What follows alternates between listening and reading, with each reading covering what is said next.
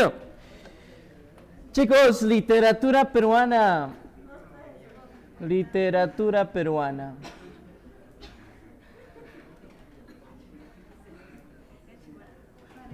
Chicos, chicas, la literatura peruana tiene que ver en sus inicios con la literatura prehispánica. Literatura prehispánica. Prehispánica. ¿Ya? Literatura prehispánica. La pregunta es, chicos, ¿pre qué quiere decir? ¿Antes o después? Antes. Hispánico, los españoles. Entonces, pase, buenos días. Entonces, antes de la llegada de los españoles, ¿ok? Prehispánico, antes de la llegada de los españoles. Hola, pasa.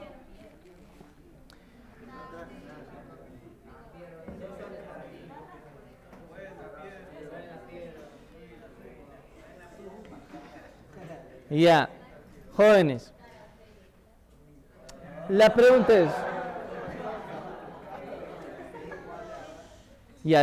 es, ¿antes de la llegada de los españoles hubo o no hubo literatura? Sí hubo literatura. La pregunta es, ¿cómo era esa literatura antes que los españoles llegaran? No se olviden, nos estamos refiriendo a la literatura que se desarrolló antes de la invasión. O la conquista también, ¿no? Antes de la invasión. Ya, antes de la invasión. Les preguntaba, chicos, características, ¿cómo eran pues las obras? Claro, muy bien. De alguna manera rústicas, sí. Características. ¿Qué más, chicos y chicas? Les paso un dato. Ellos no tenían escritura, por lo tanto, ¿cómo era su literatura? Oral. De manera oral. ¿Y cómo era oral? ¿Se conocían los autores? No, por eso eran anónimos. Anónimos.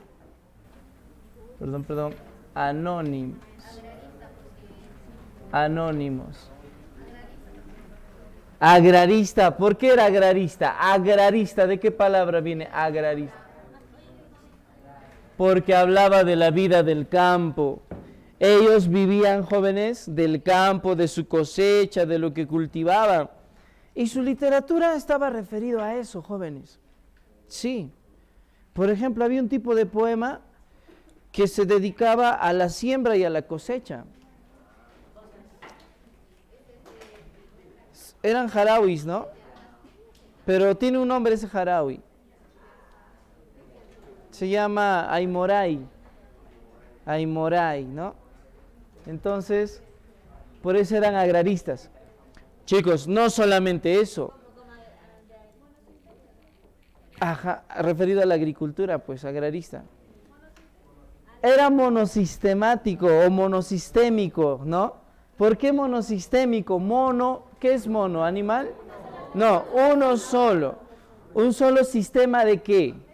De lengua, de idioma. Era monosistémico. Ajá, su sistema era el quechua, monosistémico. Ah, el quechua, Arunasimi. Ajá, ya, muy bien. Otra característica es que las obras eran clasistas. Clasistas. Oye, mira, si te está diciendo que sus poemas eran referidos a su vida como su cosecha, su siembra, entonces está cumpliendo una función su literatura. Por eso se denomina funcionalista, porque cumplía una función en su vida. Eran funcionalistas, porque su literatura a ellos les servía, jóvenes, para su vida. Por ejemplo, cuando alguien se moría, ellos tenían un tipo de poema dedicado a la muerte de esa persona. En quechua, muerto significa haya, ¿sí o no? Y canción en quechua es taqui. Entonces, canto a los muertos, ayataki. Así se denominaba ese tipo de poema. Pasen. Ayataki.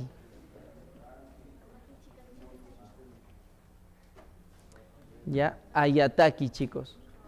Por eso cumplían una función, funcionalistas. ¿Estamos? Oral, anónimos, agraristas, monosistémicos, clasistas, funcionalistas. ¿Ya? Básicamente es eso. Como hablaba de sus dioses también, eran, dice, panteístas. ¿O no, chicos? Panteísta, o sea, es que estaba referido a sus dioses, era panteico, pues. Eran divinos, cosmogónicos, cosmogónicos, referido a sus divinidades, ¿de acuerdo? Queridos jovencitos, esto sí tengo que aclarar y tienen que saberlo. Clasista, porque estaba, su literatura estaba dividida para clases sociales también, ¿no? Entonces, había un tipo de literatura que era para la nobleza, pero otro tipo de literatura para el pueblo. Nobleza, pueblo. Incluso había dos tipos de poetas, chicos. Tanto para la nobleza, ¿ya? Como para el pueblo, para el ayllu, ¿no? Dos tipos. Entonces, ¿cuáles eran esos tipos? Los poetas para la nobleza eran conocidos como profesor en quechua. ¿Qué significa? Amautas. Amauta. Por eso clasistas, pues para la nobleza eran los amautas. Y para el pueblo había un tipo de poeta. Jarabicus. ¡Excelente! Con gallo y todo, la emoción. Jarabicus. Amauta. Se escribe con B doble. Amauta, sí. Profesor. ¿Cómo se escribe amauta? ¿Con U? ¿Sí? A ver, A-M-A-U.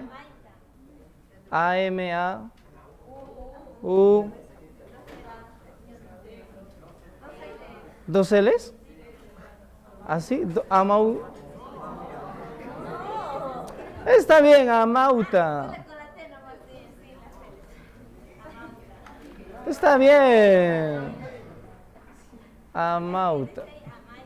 No es W, es esto, hija. Amauta. W es, amauta. Sí, ¿qué pasa? ¿Qué pasa? Parecía L, ¿no? Pero es amauta. Amauta, ¿ya? Pasen. ¿Qué ha pasado? Pero, ¿por qué han llegado tarde, chicos?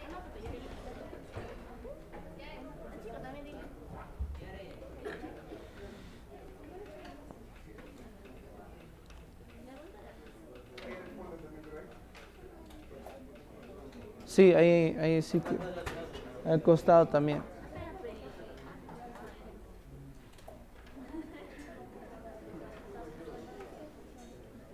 Ya,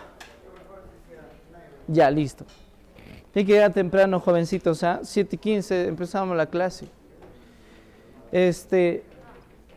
Ya. Ya pues, chicos, dos clases, ¿ya? Para la nobleza, los poetas amautas. Para el pueblo, los poetas jarabicus. Por eso se dice que eran, ¿cómo eran? Clasistas, para clases sociales distintas, pues, ¿no? Clases sociales, ¿ya? Clasistas, muy bien. Oigan, jóvenes señoritas, el primer teórico de la literatura fue Aristóteles, ¿no? Y dividió la literatura en tres grupos: género, lírico, dramático y épico. Esos son los tres primeros géneros. Después ya el narrativo lo sacaron del épico, pues son 4 géneros.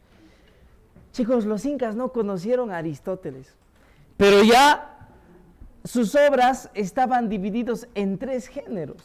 Sí, sus obras, ¿no? Aparecieron en 3 géneros, tanto en el género lírico, ¿ya? Como en el dramático y épico. Sí, jóvenes, los incas desarrollaron los 3 géneros, imagínate. Los incas y obviamente las culturas pre-incas, ¿no? Los que estuvieron antes de los incas, las culturas. En el género lírico, ¿qué tipos de poemas vamos a encontrar, chicos? 2 formas. Muy bien. El haili o aili y el jarawi. Jarawi. ¿Sí? Jarawi, dos tipos. Los aylis, los jailis o aylis estaban dedicados a seres divinos, tenían que ver con los panteístas, pues, ¿no? Con lo panteísta, lo divino, hacia los dioses, hacia los cerros, hacia los apus, ¿no? Eso cosmogónicamente, pues, ¿sí? Los aylis eran como odas divinas, eran religiosos, divinos, eran cantos divinos hacia los dioses, ¿ya? Los apus.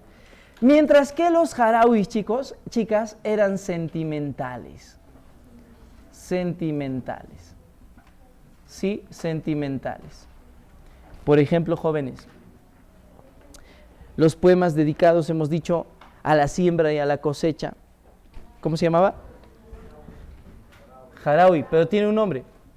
Aymoray. Cuando querían que sus animalitos se reproduzcan, para que haya buena producción de los ganados, se cantaban también. Los huacantaquis. Huacantaquis, sí, cantaban, chicos. ¡Bacalaita! ¡Yahoo! ¿Han escuchado este tipo de cantos? Son jarawis. Que hoy en día se llaman yarabíes también, ¿no? Claro. Huacantaqui, ¿ya? Otro, por ejemplo, a las chicas, ¿no? Dedicado a las chicas, las urpis. Urpi es paloma. Y son cantos para la mujer, son cantos de amor, ¿ya? Por eso, chicos, chicas, saquen su póster que tienen ahí de los coreanitos y pongan su foto, por ejemplo, de Ullanta, claro, o de Inca Roca, porque esos eran poetas, los incas eran poetas, chicos. Urpis, ¿ya? Ahí está, Yamaha, dedicado también a los animales, Yamaha.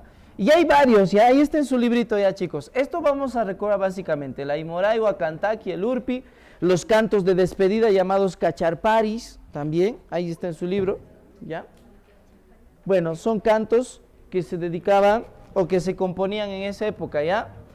Que eran orales, anónimos, agraristas, monosistemas, panteístas, funcionalistas. Muy bien. Chicos, y en el género dramático apareció una famosa obra, un teatro denominado Ollantay. ¡Excelente! Chicos, ¿quién es el autor de Ollantay? Hemos dicho que las obras son anónimas. En el género épico, chicos, encontramos ¿qué tipo de obras? ¿Han escuchado la historia de Pachamama, tal vez? Huiracocha. Los mitos y leyendas aparecen acá. Mitos y leyendas. Ustedes conocen Manco Cápac Okio, ¿sí o no? Los hermanos Ayar. ¿Qué mitos más han leído? A ver. El mito del sol, muy bien. Pacaritambo. Paititi. Bichama. Nailamp. Hay un montón. El mito de Con. Un montón de mitos, chicos, ¿eh? Cantidad de mitos. Mitos y leyendas en el género épico, ¿ya? Entonces ellos desarrollan estos tres géneros. Tres géneros. Pero hoy día nos vamos a centrar en una obra denominada, jóvenes, Ollantay, ¿sí? Nos centramos en Ollantay. ¿Por qué el título Ollantay? ¿Por qué el título es así, Ollantay? Ya se dio en un lugar Ollantaytambo, ya. ¿Qué más? ¿También? Ya. Porque está referido a un héroe llamado Ollanta. Era un guerrero, Ollanta.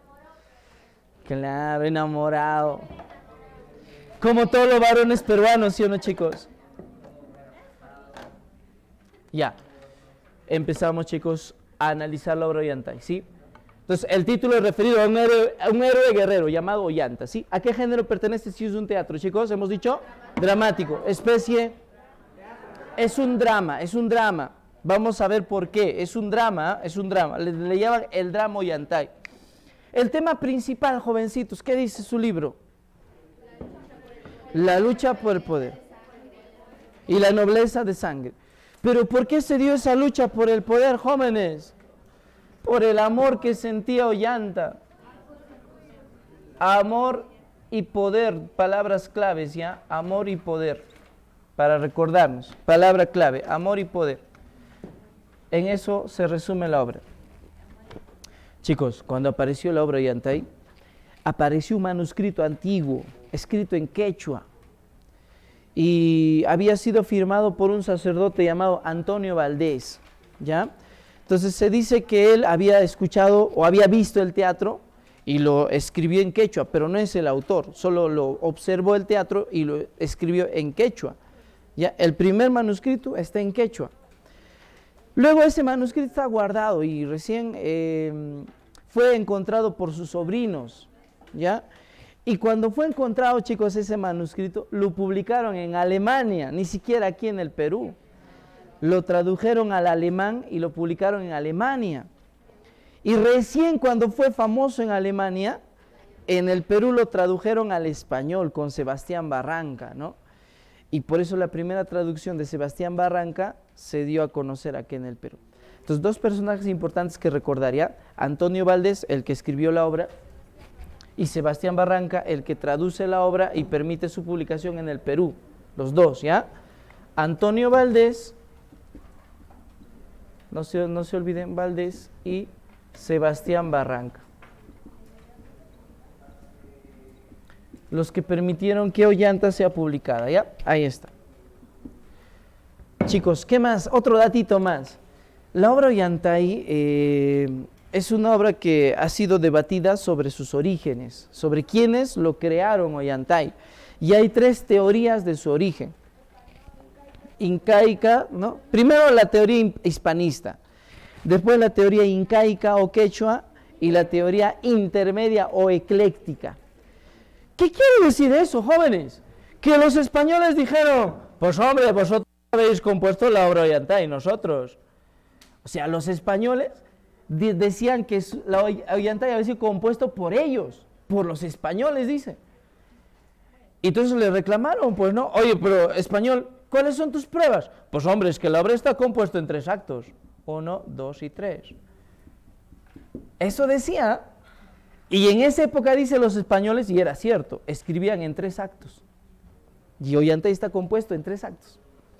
¿Qué más pruebas tiene ese español? El español dijo: pues hombre, es que en la obra tenemos un famoso gracioso piquichaqui, ¿no? Llamado piquichaqui. Cosa que los españoles en esa época también tenían en sus obras. Un gracioso, un bufón, llamado, en este caso en la obra, le llaman piquichaqui. Piquichaqui. ¿Ya? Piquichaqui. Esas eran, dice, las pruebas de los españoles para afirmar que la obra Ollantay había sido creado por ellos. Pero luego apareció, chicos, la teoría incaica. Esa teoría de los españoles se llama teoría hispanista. Luego viene la teoría incaica o quechua, también le llaman. Teoría incaica o quechua. ¿Qué dijeron los peruanos? ¿Qué dijimos? ¿Qué habíamos dicho? Que la obra fue compuesta por los incas, pues. ¿Y cuáles eran las pruebas? En la obra aparecen los lugares descritos tal y cual en la época aparecían. La descripción de los lugares. La segunda prueba es que los personajes que aparecen descritos como aparecieron en esa época, pues, ¿no? Con sus mascaipachas, ¿no? Sus atuendos, los lugares en donde ellos visitaban, o sea, el lugar y los personajes. La tercera prueba, chicos, que el idioma que fue compuesto, ¿cuál era? Pues, el quechua, esa es la prueba. Con eso los matamos, chicos, a los hispánicos, a los españoles, ¿no? Pero luego apareció otra tercera teoría, la teoría intermedia, que planteaba que eran ambos, ¿no? O sea, ¿qué dijo la teoría intermedia? Que la obra Ollantay fue compuesta por los incas, pero después fue combinado con elementos españoles. ¿Entienden? O sea, creado por los incas, pero los españoles le dieron sus características, pues, cuando vinieron, ¿no? Eso plantea la teoría intermedia, ¿ya? Por si acaso, chicos, ahí tienen las teorías del origen de Ollantay. Ahora sí, empezamos. Jóvenes, está dividido en 3 partes la obra. La primera parte se resume en el amor que siente Ollantay por ¿quién? Kusikuyur. Pongamos su nombre. Kusikuyur se escribe, ¿no? Hoyur. Chicos, chicas, la segunda parte se resume en la rebelión de ¿quién? De Ollantay se rebela. ¿Por qué se rebeló? Porque no quisieron que se quede con Kusikuyur. Y la tercera parte, chicos, el perdón. ¿Ya? 3 partes, ¿ya? El amor, rebelión, perdón. 3 actos. Bueno, chicos, empezamos. La obra está en quechua, hemos dicho, ¿no? En quechua, entonces hablaremos hoy día de la obra. La primera escena aparece Ollanta con Piquichaki. Y Ollanta le dice a Piquichaki, ¿no? Piquichaki, rikunkichu Kusikuyur tawasimpi, le dice. O sea, ¿le has visto a Kusikuyur en su casa? ¿No? No, claro, no van a entender. ¿Y qué le dijo Piquichaki? Piquichaki le dijo, ama inti munachunchu chaita churanaitaja, dice. O sea, que no quiere el dios sol que yo pues vaya a verla, ¿no? O que yo esté viéndola, algo así. O sea, queridos jóvenes señoritas, nos está mencionando que Ollanta, ¿no? Está amando a esta chica llamada Kusikuyur y le pide a su amigo Piquichaki que vaya pues, ¿no? A ver cómo está ella, que le diga algo, que le dé noticias, ¿ya? Y Piquichaki le advierte pues que el dios sol no se vaya a molestar por eso, ¿no? El dios sol no los vaya a castigar. Y Piquichaki le siguió hablando así, ¿acaso no te da miedo el poder del Inca Ollanta? Así le decía. Y Ollanta le decía, no, yo sería capaz de enfrentarme al mismísimo demonio con tal de estar con mi amada Kusikuyur, le dice. Y Piquichaki le dice, pues deberías temer. Calla, Piquichaki, o te destrozo con mis propias manos, le dijo. Y Piquichaki le dijo, ya, pues si quieres mátame. Pero después no estés diciendo, anda Piquichaki, busca a la Kusikuyur, dime cómo está. Bueno, Piquichaki era así, pues ese elemento gracioso, hemos dicho, ¿no? El elemento picaresco, gracioso, bufón. No te olvides, ¿ah? ¿Qué significa Piquichaki? Piqui, pequeño, ¿no? Y chaki es pie pequeño. Puede ser pie pequeño o pie de pulga también, ¿no? Pero más formalmente también puede ser pies ligeros, ¿no? También, ¿ya? Cualquiera, es lo mismo, ¿ya? Piquichaki. Entonces, joven, Kusikuyur también, ¿no? ¿Qué significa Kusikuyur? Kusi es alegre y Hoyur o Koyur, ¿no? Estrella, chicos, estrella alegre. Ya, en quechua, apúntenlo, estrella alegre por si acaso, ¿no? Estrella alegre. Y Piquichaki, pie pequeño, ¿ya? Ahí está. Entonces, chicos, de pronto apareció el sacerdote del imperio, el sacerdote llamado Wilcauma, ¿sí? Wilcauma aparece, queridos jóvenes, Wilcauma. Queridos jovencitos, señoritas, Wilcauma, el sacerdote del imperio. Piquichaki al verlo dijo, cuidado Ollanta, el sacerdote puede ver hasta tu mente. Y él dijo, no, ¿qué va a ver? Ese solamente adivina maldades nomás, dijo. No le caía bien. Y cuando apareció Wilcauma le dijo, Ollanta, ¿por qué tu corazón está rebelde? Le dice, ¿no? ¿Sufre por amor acaso? O sea, Ollanta se da cuenta que este no es cualquier sacerdote, sí puede ver el interior del hombre. Por eso a Wilcauma le dice, ya que tú estás sabiendo lo que yo siento, Wilcauma, dime si el amor que yo siento me va a llevar a buen término o a una desgracia. Y Wilcauma pues le dice que ese amor, chicos, solo le va a causar desgracias. Y le pide que lo deje, le aconseja, ¿no? Pero chicos, Ollanta, ¿lo va a dejar? ¿Va a renunciar a su amor? No. Está dispuesto incluso a hacer algo por Kusikuyur. ¿Qué cosa está dispuesto a hacer, chicos, chicas? ¿Ah? Pedir su mano ante el Inca Supremo, pues. ¿Quién es el Inca Supremo, chicos, acá? Ojo, con PA, Pachacútec. El Inca, ¿ya? Por eso, finalmente, Ollanta va a ir donde Pachacútec, chicos. No le hace caso a Wilcauma y va donde Pachacútec. Estaba con Rumiñahui acá, ya ves. Todo inicia en la portada del Sol, por si me había olvidado, ¿no? En la portada del Sol es el escenario, portada del Sol. Ya es el escenario. Y de la portada del Sol, Ollanta, pues, como es un teatro, en la portada aparece el Inca también, Pachacútec. ¿Ya? Y Ollanta estaba con Rumiñahui, ¿sí? Rumiñahui también tiene un significado, chicos. ¿Qué es Rumiñahui? Ojo de piedra, Rumiñahui. Rumiñahui, ojo de piedra, ¿ya? El otro guerrero, chicos, poderoso, igual que Ollanta.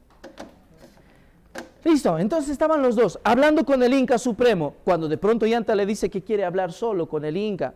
Entonces el Inca le pide a Rumiñahui que se retire y se queda con Ollanta. Y Ollanta le comienza a hablar primero, chicos, chicas, de las cosas que ha hecho por el Inca, ¿no? Gracias a ti, poderoso Inca, hemos sometido a los del antisuyo, dijo pues él, ¿ya? Gracias a ti, tú me has sacado de mi condición de hombre común, le dice, pues.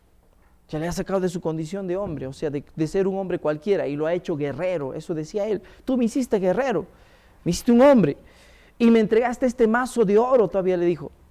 Y como tanto hablaba Ollanta, el Inca pues le dice, ya Ollanta habla, ¿qué quieres? ¿No? Entonces Ollanta con mucho miedo pues le dice, dame a Cusicuyur, le dice, ¿no? Entrégamela. Entonces el Inca, chicos, ¿qué creen que hizo? Pues, ¿no? Se molestó, imagínense. Claro, es el Inca y un guerrero le pide estar con su hija, imagínense. Entonces, chicos, el Inca le dijo, estás pretendiendo subir demasiado alto. ¿Qué significa eso, chicos? Estás pretendiendo subir demasiado alto. De clase social. El Inca piensa que Ollanta lo hace para ascender socialmente. Por eso el tema es la lucha por el poder, pues, chicos. Inicia de esa manera, ¿no?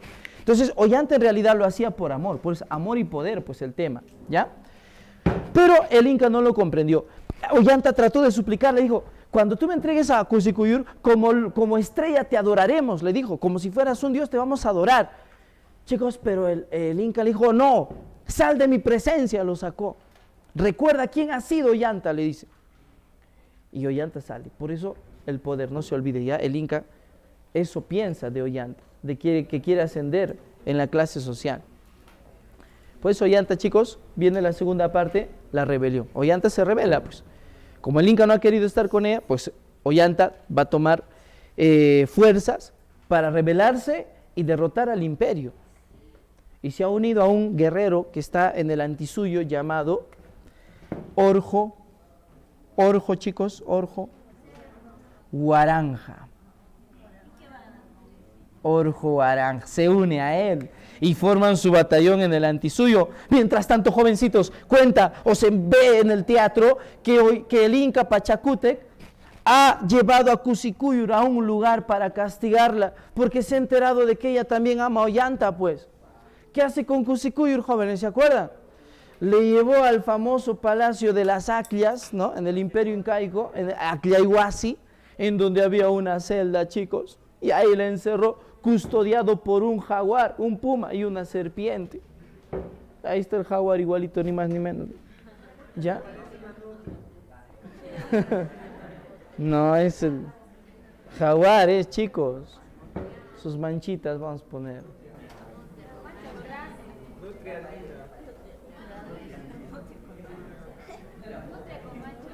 Nutria con macho.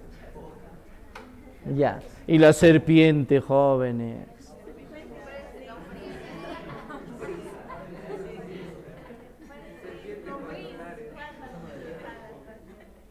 ¿Sus alas? No, ya. La serpiente. Ahí la encerró, dice a Cusicuyur, chicos. Sí. Eso pasó aquella vez. Entonces el Inca Pachacútec pasado 2 días, mandó a buscarlo, pues, ¿no? Para poder capturarlo también y castigarlo. Pero se entera que se habían unido a los de antisuyo con Orjo Guaranja y Ollanta construyó una fortaleza que hoy en día es conocida como la fortaleza de Tambo. No sé si habrán viajado tal vez al Cusco, hay un lugar llamado Tambo, así igualito es, ni más ni menos. En las faldas de un cerro, a las faldas de un cerro están la fortaleza, y en la parte de arriba están recién las casitas, arriba. está compuesto por andenes. Entonces, esa es la fortaleza de Tambo. Era una estrategia militar de Ollanta, chicos, porque cuando fueron a capturarlo junto con Rumiñahui y sus guerreros enviados por el Inca Pachacútec, Ollanta pues se ubicó en la parte alta y desde arriba cuando quisieron subir para capturarlo, pues desde arriba Ollanta los atacaba fácilmente, jóvenes, y no lo podían capturar a Ollanta. Durante muchos años se dio esa lucha, jóvenes. Habían pasado más de 10 años y no podían capturar a Ollanta. Incluso el Inca Pachacútec ya había fallecido ya, después de esos 10 años, ¿no? Y entró otro Inca en vez de Pachacútec. ¿Quién lo sucede, pues? Su hijo llamado Tupac Yupanqui. Excelente. No le vas a poner, acá no vas a poner ya a Tupac Yupanqui. Mejor acá. Tupac Yupanqui. Y Tupac Yupanqui un día a Rumiñahui le dijo: oye Rumiñahui, han pasado más de 10 años y hasta ahora no podemos capturar a Ollanta. ¿Qué pasa, Rumiñahui? Y Rumiñahui le contó que ya tenía una estrategia para capturar a Ollanta. ¿Por atrás? Sí, es una manera de decirlo, ¿no? ¿Saben qué pasó? Rumiñahui tenía una estrategia para poder entrar. Como no podían entrar al imperio, ¿no?, de Ollanta a Tambo, tenía una estrategia. Incluso apareció el Inca Wilcauma. Y él cuenta que había abierto el pecho de un águila y lo había encontrado sin corazón. Eso significaba que a Ollanta lo iban a capturar finalmente. Por eso el Inca le mandó a Rumiñahui a que pueda dar riendas sueltas pues a su plan. Fue Rumiñahui, jóvenes, hacia la fortaleza de Tambo y se había hecho pasar por un hombre golpeado, ¿no? Incluso tenía partes que se había pintado como si estuviera herido. Y así, fingiendo estar herido, llegó hasta la fortaleza.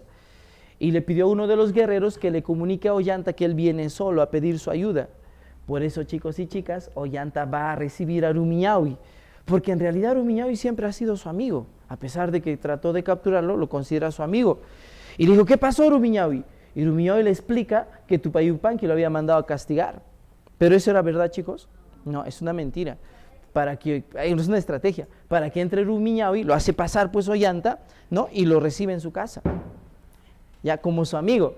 Y para eso Rumiñahui, chicos, aprovecha pues y les invita a los que están acá dentro y a Ollanta que festejen unas fiestas, ¿no? Ya que se acercaba la fiesta del sol. Por eso ellos se van a dedicar a hacer la fiesta, chicos. Rumiñahui, ¿no?, aconsejó. ¿Sí, hija? Que se fue. Ya. Entonces le aconsejó eso. Y bueno, le aconseja ese detalle y hacen la fiesta, pues, chicos, ¿ya? Y ellos, como están distraídos en la fiesta, ¿qué va a pasar? Que Rumiñahui quema unos cañaverales desde aquí arriba y el humo que salía y el fuego comunicó a sus soldados que era momento de invadir. Así es, por eso fue un engaño, pues, porque como estaban distraídos, vienen los guerreros de Rumiñahui, invaden la fortaleza, chicos, y los terminaron capturando. Los capturan, jóvenes, y lo llevan ante la presencia. Capturaron a Orjo Aranja, a Ollanta, a Piquichaqui, ¿no? Y lo llevan ante la presencia del Inca. Ya pasé. Ante la presencia del Inca, ¿ya? Aquí un detallito me estaba olvidando, chicos. Resulta que antes que lo capturen a Ollanta, a Piquichaqui le habían mandado a averiguar qué pasaba en el imperio, ¿no? Y Piquichaqui, fingiendo ser un hombre que necesita ayuda, a Rumiñahui le pidió que le cuente qué pasaba en el imperio, ¿no? Y le cuenta que Tupac Yupanqui es el Inca. Mientras eso pasaba, había una niña, jóvenes, en el templo de la Aclayhuasi, ¿no?, el palacio de la Aclayhuasi, llamada, ¿cuál era su nombre? Imazumac. Sí, chicos, que ya tenía más de 10 años ya, 15 años, ¿no? Imazumac. Ahí estaba. ¿Y qué pasaba con ella? Que ella se lamentaba el encierro, le habían encerrado sin poder ver el sol siquiera. Eso decía ella, ¿no? A su nodriza, a su criada, llamada Pitusaya. ¿Se acuerdan de su nodriza? Pitusaya. Pitusaya, ¿por qué yo sufro este encierro sin siquiera ver el sol? ¿Por qué, Pitusaya? Explícamelo. Y Pitusaya le consolaba, pues, diciéndole, ¿no?, que más bien ella debería sentirse bien, ya que ella es una virgen, ¿no?, reservada para las fiestas del sol. Pero ella no podía, incluso ella escuchaba el llanto de una mujer que lloraba en un rincón. Por eso a Pitusaya le dijo, pues, que vayan a ver de quién se trata. Y cuando van a ver, chicos, era una celda, ¿no? Una celda en la que estaba encerrada una mujer. Y pidiendo permiso de la madre, que aquí aparece del Aclayhuasi, llamada Mamajaja, o Mamarranra también, ¿no? Tiene esos dos nombres. Mamajaja permite que ellas vayan a ver lo que hay dentro de la celda. Pues, ¿quién es? Entraron a la celda y encontraron a la mujer, chicos. Estaba descuidada. En el suelo estaba ella, recostada, ¿no? Cusikuyur. Y le preguntaron quién era. Y ella contó, pues, que era Cusikuyur. Y ella estaba sufriendo ese encierro por amor. Eso es lo que les explica.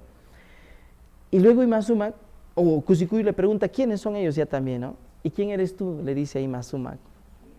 Y Imasumak le da su nombre, pues, ¿no? Y la edad que tenía.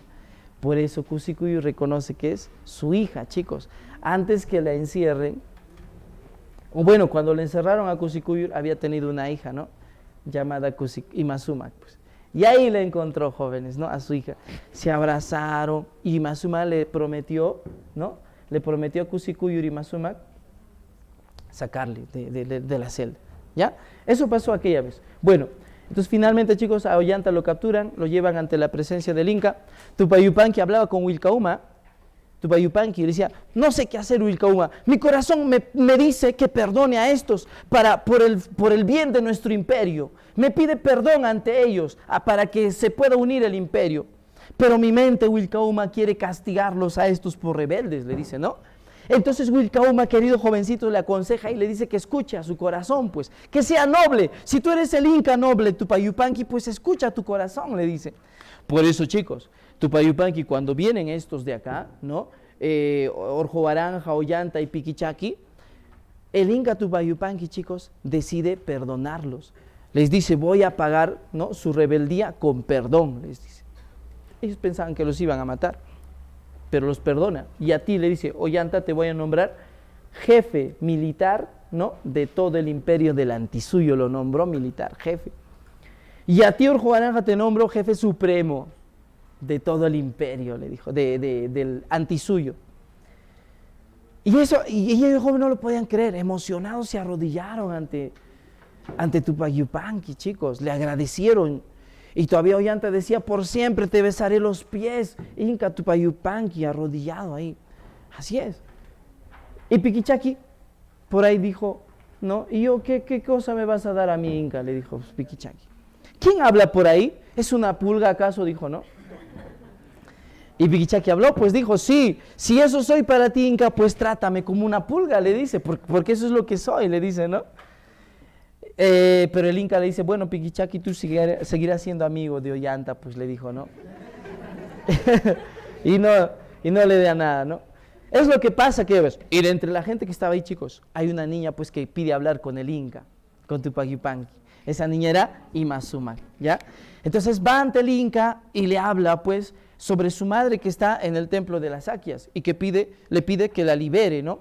Por eso el Inca le pidió que vaya solamente Ollanta con Wilcauma. Pero la niña pidió que el mismo Inca también vaya.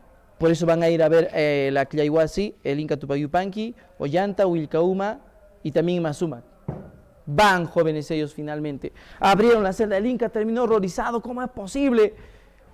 Un jaguar y una serpiente, retiren esos animales. Lo retiran, jóvenes, lo sacan. Abran la celda, entraron en la celda y encontraron a Cusikuyur, ¿no? La sacaron de ese lugar hacia el patio y Imasumak, pues, ¿no? Dice que ella es su madre. Y de pronto, chicos, Ollanta le pregunta cuál es el nombre de su madre. Y Imasumak le dice, el nombre de mi madre ahora es una estrella apagada, aunque su nombre había sido, ¿no? Una estrella alegre. Su nombre es Cusikuyur, pues. Así todavía le habla. Pues Ollanta se emociona. Cusikuyur reacciona porque ella estaba desvanecida, ¿no? Reacciona y le abraza a su hija y le dice quiénes son estos hombres.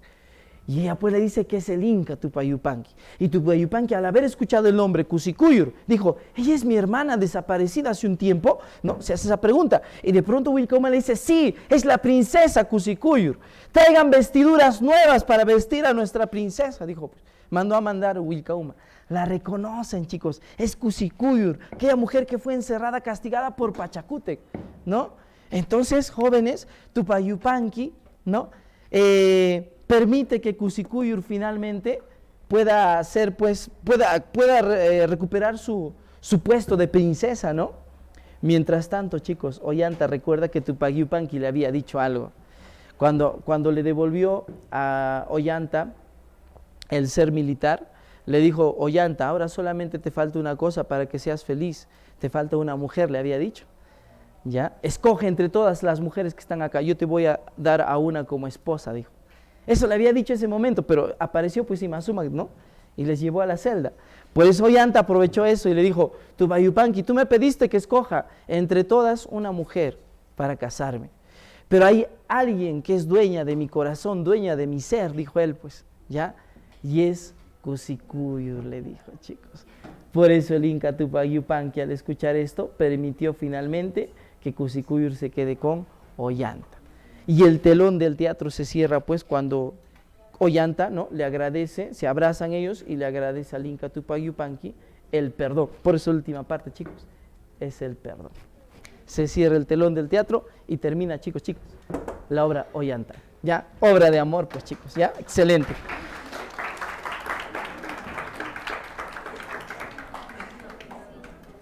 Excelente, es una hermosa obra.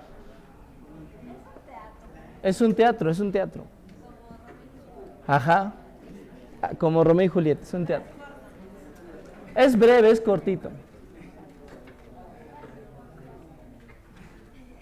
Chicos, una vez más hablaremos del romanticismo, pues. ¿Qué tanto les gusta a ustedes?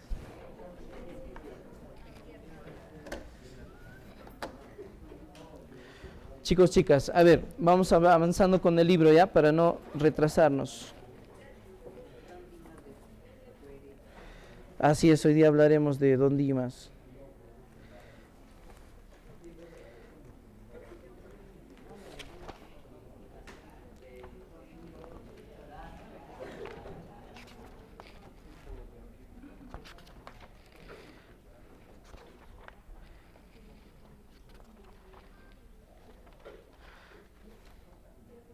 Chale, no está acá el tema. Ya, pero seguimos con el libro, ¿ya? Jóvenes, ¿romanticismo dónde apareció? ¿En Alemania, sí o no? Ya. Después apareció Nuestra Señora de París, ¿en dónde? Francia. Después, al finalizar, tardíamente apareció Gustavo Adolfo Bécquer. ¿En dónde? En España. Después de aparecer en España, en Hispanoamérica, apareció con una novela donde una señorita se muere. María, ¿sí o no? María. Ya, ajá. Y después, recién en el Perú. Por eso en el Perú también, chicos, es un movimiento tardío. Movimiento tardío. Por romántico, así es. Por romanticismo. Movimiento tardío. Jovencitos, que ellos tomaron, los peruanos tomamos el modelo de los alemanes, de los franceses y de los españoles. O sea, el romanticismo peruano es modelo del romanticismo francés y español, en otras palabras. Francés y español. Jovencitos, ¿se acuerdan que en Alemania apareció con un grupo el romanticismo? Un grupo que significaba tormenta y pasión. El Sturm und Drang, ¿se acuerdan? Aquí en el Perú también había un grupo así de románticos. ¿Saben cómo se denominaba ese grupo? Los bohemios del Perú. En el Perú, pues. Los bohemios del Perú. Así le llamaban. ¿Ya? ¿Sabes quiénes integraban este grupo? Había un poeta famoso que decía: cuando veas pasar un ave con moribundo vuelo por sobre las olas del mar, acuérdate de mí. Otro poema decía: si tú eres vida, ¿por qué me das la muerte? ¿No? ¿Han escuchado esos poemitas? De Carlos Augusto Salaverry. Carlos Augusto Salaverry. Y por otro lado estaba el gran Ricardo, conocido como el bibliotecario mendigo, Ricardo Palma. Chicos, ¿qué obra compuso Ricardo Palma? Tradiciones peruanas. Tradiciones peruanas, ¿ya? Y Carlos Augusto Salaverry, Cartas a un ángel. O sea, cartas al profe. No, mentira. Cartas a un ángel. Chicos, chicas. Mira, ¿hay diferencia en este escritor con el otro o no? Mira, su obra es Cartas a un ángel, pero de Ricardo Palma, Tradiciones peruanas. ¿Hay diferencia o no? Sí. ¿Cuál es la diferencia? ¿Las tradiciones de qué habla? De costumbres, de historia. O sea, aquí hay romanticismo histórico. Y en Carlos Augusto Salaverry, romanticismo sentimental. O sea, en el Perú vieron dos vertientes, ¿ya? El romanticismo sentimental y el romanticismo histórico, ¿ya? Pero, chicos, hay que conocer hoy día a Ricardo Palma. Ah, un detalle, también me estoy olvidando. En el romanticismo peruano, jóvenes, se tocan temas que tienen que ver con las costumbres y las tradiciones, ¿no? Por eso está tradiciones peruanas, costumbres, ¿ya? Otra característica, chicos, es, ¿por qué se hablaban de costumbres y tradiciones? Porque había un amor, ¿no? Pero ¿qué tipo de amor era? Amor por la patria. Patriotismo había, chicos. Además, ¿es por qué también había nacionalismo, amor por la patria? Porque venía una guerra, ¿sí o no? Contra Chile, la guerra del Pacífico venía, chicos. Por eso había un amor por la patria, ¿ya? Conocido como el nacionalismo. Nacionalismo, ¿ya? Amor por la patria, nacionalismo, patriotismo. Entonces, esos detalles tienen las obras de los románticos peruanos. Uno de esos románticos es Ricardo Palma Soriano. Hablamos hoy día de Ricardo Palma Soriano. Ajá, el autor de Don Dimas. Chicos, Ricardo Palma, así es, conocido como el bibliotecario mendigo, y yo sé que ustedes saben por qué. ¿Por qué le decían bibliotecario mendigo? Claro. ¿Qué pasó con la biblioteca en la guerra del Pacífico? Lo quemaron, lo regalaron, vendieron los libros, todo un desastre la biblioteca. No había libros en la biblioteca. ¿A quién le van a encargar como director para recuperar? A Ricardo Palma. Por eso él parecía un mendigo pidiendo libros, mandando cartas a países, ¿no? A países distintos para que les manden libros. Iba de casa en casa pidiendo libros, pues le decían el bibliotecario mendigo, ¿ya? También le decían, jóvenes, a Ricardo Palma, el ratón de biblioteca, ¿no? Así es. Patriarca de las letras peruanas, porque fue miembro de la Real Academia de la Lengua Española, ¿sí? Y él, chicos, contribuyó con muchas palabras a la Real Academia Española, palabras peruanas, ¿no? Del español que había sido mezclado con el modo de hablar de los peruanos, ¿ya? Ese detalle. ¿Qué más? El viejecillo le dicen, el burlón también, porque sus obras son de burla, de sátira, de risa, ¿no? Entonces, esos detalles con Ricardo Palma, queridos jóvenes señoritas, ¿ya? También recordemos que Ricardo Palma, pues, atravesó la guerra, le tocó vivir acontecimientos de la guerra contra los chilenos. Incluso sufrió las consecuencias, porque cuando Ricardo Palma vivía en Miraflores, cuando los chilenos toman Miraflores, quemaron incluso su casa, ¿no? De Ricardo Palma. Y ahí se perdió una novela que él había escrito. Ahí estaba en su escritorio, ¿no? Su novela titulada Los Marañones. Ahí lo quemaron los chilenos, o sea, se quemó con eso.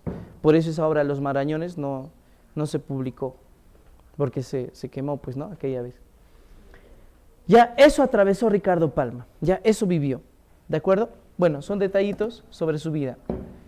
Él es el autor de la famosa obra, jóvenes, Tradiciones peruanas, Tradiciones en salsa verde, Neologismos y Americanismos, ¿sí? Pero hoy día vamos a conocer las tradiciones peruanas. ¿Qué tradiciones?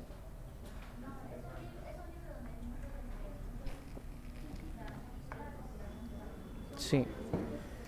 453 tradiciones. Esa joven cantidad, mira. Aproximadamente. La primera vez se publicaron en 6 tomos, ¿no? 6 tomos. Pero son 453, imagínense, chicos. ¿Y de dónde conocía tantas historias él? Había una mujer, dice, una señora mayor, que les contaba cuando eran niños, les contaba historias de distintas épocas. Y eso lo tenía en su mente Ricardo Palma, y cuando se hizo escritor, los comenzó a escribir, pues, ¿no? Y los publicó bajo el título Tradiciones Peruanas. Así como muchos seguramente han escuchado historias, ¿no? De niños hemos escuchado y conocemos esas historias de jarjachas, tantas cosas, claro. Y lo podemos escribir y publicar, así como Ricardo Palma. Puede ser, ¿no? ¿Ah? Bueno, eso hizo Ricardo Palma. 453, jóvenes, ¿a qué género pertenecen estas tradiciones? Narrativos, son narrativos. Especie. Jóvenes, por primera vez en la literatura, esto que son las tradiciones surge como una especie. Porque las tradiciones no había cuento, novela, fábula, mito, había. Pero tradición propiamente dicho no había. Gracias a Ricardo Palma surgió esta especie. Sí, chicos, ¿ya? Por eso se innova la literatura con las tradiciones, innova.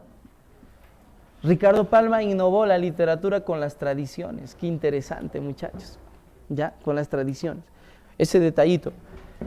Bueno, chicos, estas historias hablan de distintas épocas del Perú. Encontramos tradiciones de la época incaica, de los incas. Encontramos tradiciones de la época de la invasión, de la conquista. Claro, de la emancipación. ¿Qué más? ¿De qué épocas más? ¿Ah? De la época de la colonia, del virreinato. Sí, del virreinato. Virreinato, ¿no? ¿Qué más? Y de la república, chicos. De la época de la república. ¿Ya? De distintas épocas de la historia del Perú, mira. Incluso hay historia de santos. Santos peruanos. ¿Han escuchado la tradición? Los mosquitos de Santa Rosa de Lima. Ahí está. El alacrán de Fray Gómez, por ejemplo. Oye, las tradiciones son muy bonitas, ¿ah?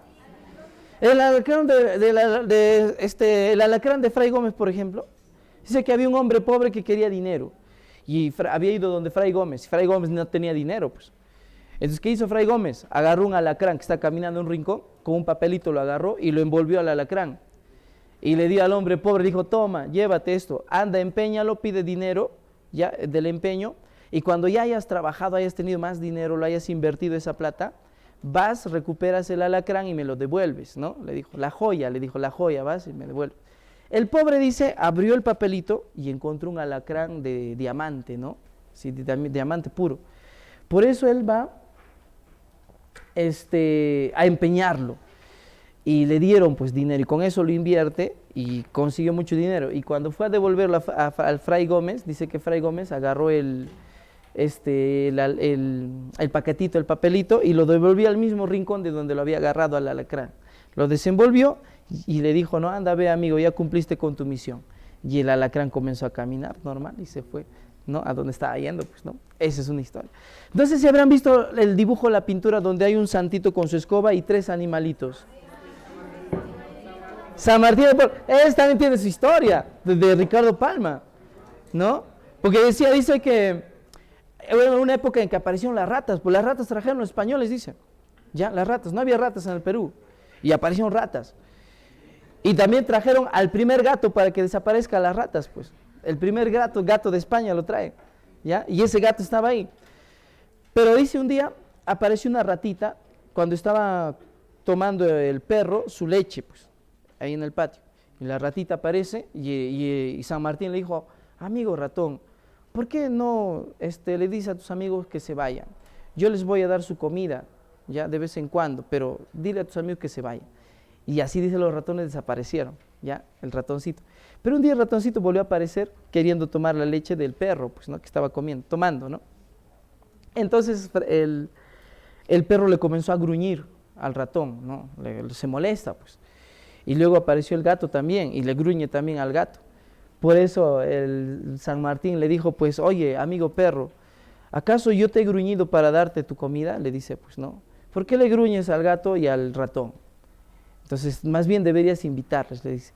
Por eso finalmente aparece el ratón y después el gato, ¿no? Comiendo. Por eso en la imagen aparecen los tres. Gracias a Fray Martín se unieron los tres animalitos comiendo en el plato, ¿no? Y entre muchos otros milagros dice que hacía San Martín. Un día San Martín está caminando en la calle y de pronto un hombre se estaba cayendo, estaban arreglando un techo y se cae. Y San Martín dijo, un momento, deténgase, y se quedó en el aire, dice el hombre, ¿no? Hasta que lo ayudaron a bajar. Y así va contando muchas cosas de los santos, chicos, muchas cosas. Hay de la época de la República, alguien por ahí decía historia de un cañoncito. La historia de un cañoncito, ahí está un presidente de la República llamado Ramón Castilla. Está ahí en ese cuento, en esa tradición, perdón. Y también hay otro que se llama Rincón Quitacalzón. Ajá. Este también es la historia de un presidente, del primer presidente del Perú, llamado Javier Luna de Pizarro, el primer presidente interino del Perú. Y así, chicos, los incas ajedrecistas, ¿no? Ahí están. Carta Canta de la época de los incas. Y un montón. Pero hoy día veremos, chicos, una de estas obras titulada Don Dimas de la Tijereta. Así es. Queridos jóvenes, señoritas, recordemos acá que las obras de las tradiciones peruanas tienen un lenguaje muy curioso. Es un lenguaje pícaro, gracioso, ¿sí? Y está repleto de palabras populares del pueblo. Son populares, ¿sí? Populares. Donde hay incluso refranes populares, ¿no? Refranes. Por ejemplo, la obra Don Dimas empieza diciendo lo siguiente. Ya, Don Dimas dice lo siguiente. Dícese que será que el mal se nos vaya y el bien se nos venga, dice. Es una frase, ¿no? Un tanto pícara, ¿ya? Y después dice todavía, cuento de viejas de cómo un escribano le ganó un pleito al demonio. Cuento de viejas de cómo un escribano le ganó un pleito al demonio. Entonces, es un refrán, ¿no? Es un lenguaje pícaro, pues, ¿de acuerdo? Para que se den cuenta. Entonces, la tradición dice, jóvenes, que en la época del virreinato había justamente un secretario del virrey que había sido un escribano llamado Don Dimas de la Tijereta. Era un escribano, chicos. Escribano de la Real Audiencia, un secretario que era un abogado, ¿ya? Y cuenta, pues, que este hombre que era ya mayor, viejo, había perdido toda pizca de fe, no tenía fe, era un astuto, era un vivo. Y cayó, jóvenes, en la peor tontería de la vejez. Como era un viejo, cayó en la peor tontería de la vejez. Enamorarse, dice, hasta la coronilla de una jovencita, de una linda joven de 20 primaveras, llamada Visitación. ¿Qué quiere decir 20 primaveras? 20 años. O sea, Visitación tenía 20 años. ¿Por qué su nombre es Visitación, chicos? La visitaban mucho, ¿no? Ah, no. No, mentira, no. Su nombre era Visitación. ¿Ya? 20 años, chicos. Y Don Dimas ya era viejo, ya más de 50 años ya. Se enamoró de ella. Y comenzó pues a pretenderla, llevándole jóvenes regalos. Aunque ella al principio dijo no, lo rechaza Don Dimas.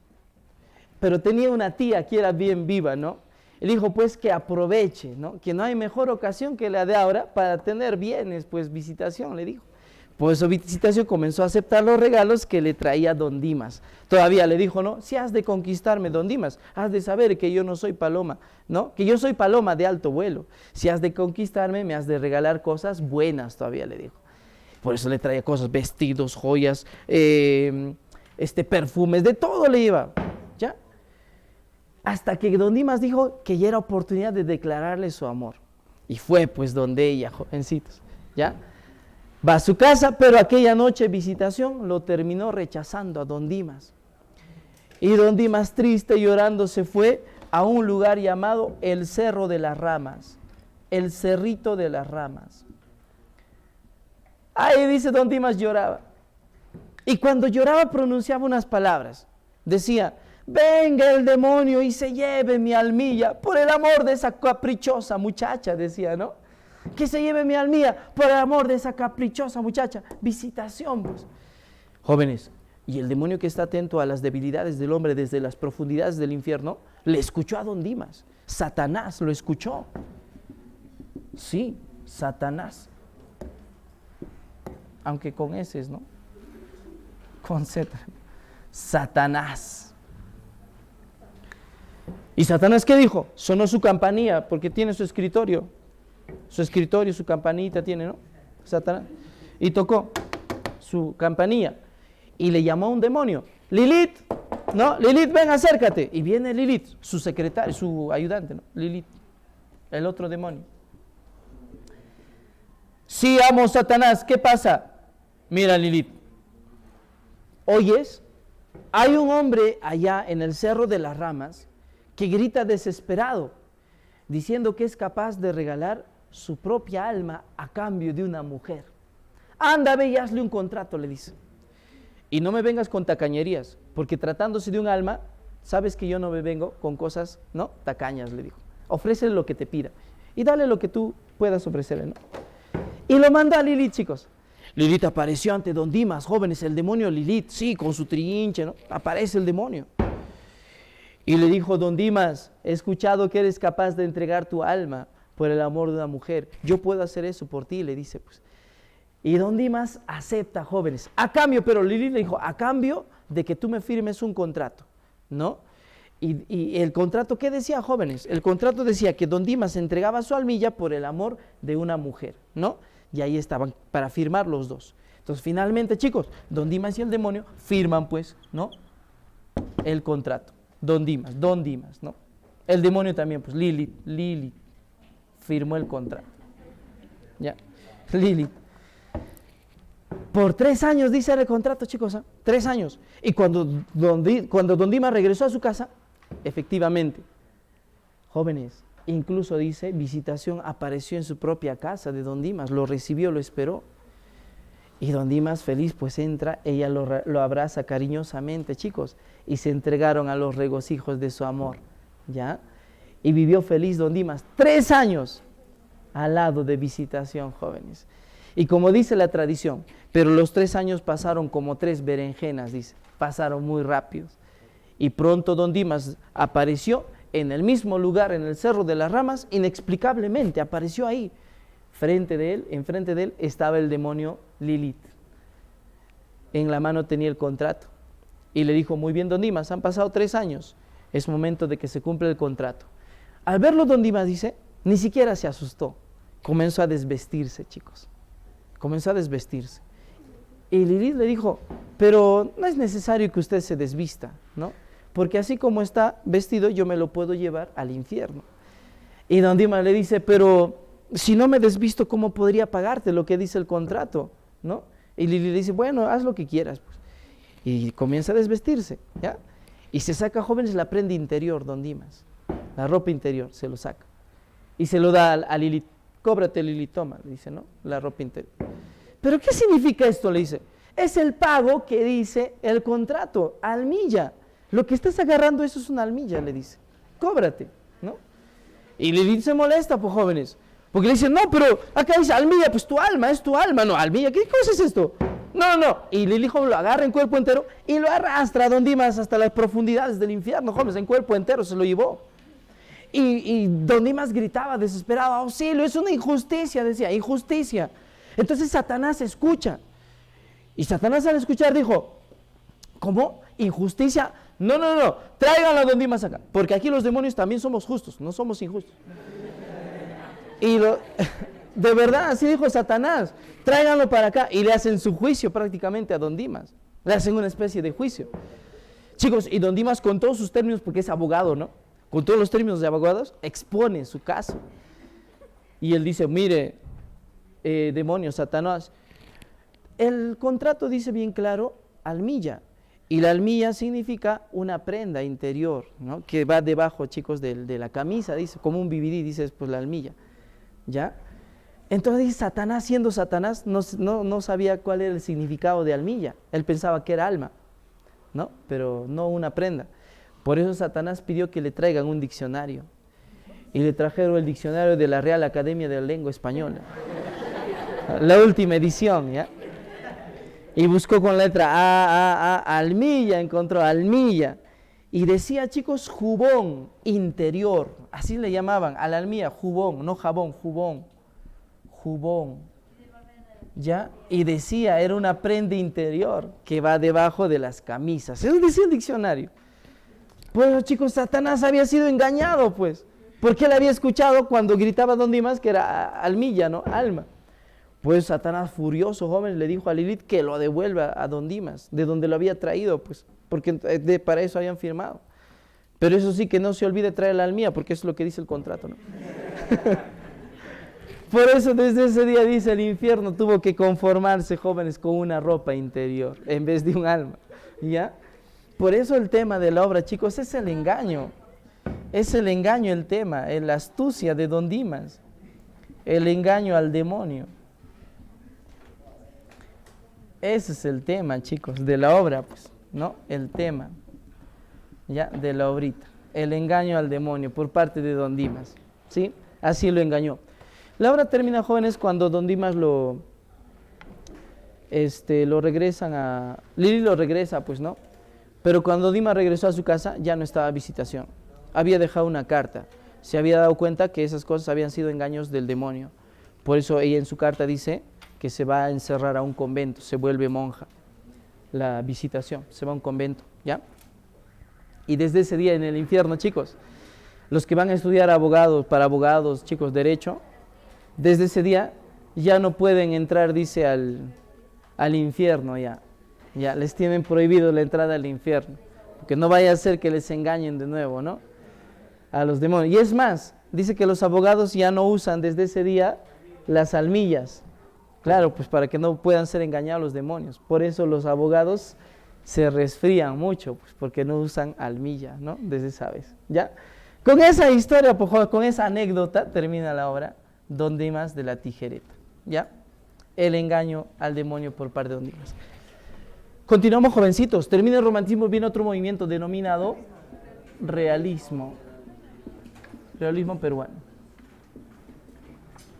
Chicos, el realismo peruano tiene que ver con un acontecimiento. ¿Qué pasó después de qué acontecimiento? De la Guerra del Pacífico. Guerra del Pacífico. Pacífico. Jóvenes, después de la Guerra del Pacífico, las consecuencias en el Perú fueron terribles, ¿sí o no? Sufrimos la guerra. Hasta hoy en día ni siquiera nos devuelven nuestro barco, el Huáscar. Arica. Se llevaron Arica, Tarapacá. Terrible, chicos, ¿ya? Terrible. Por eso había crisis, ¿ya? Crisis en el Perú. Crisis, chicos. En el realismo peruano, crisis. Crisis. Jóvenes, por eso las obras literarias acá van a plasmar las consecuencias de la guerra, las crisis.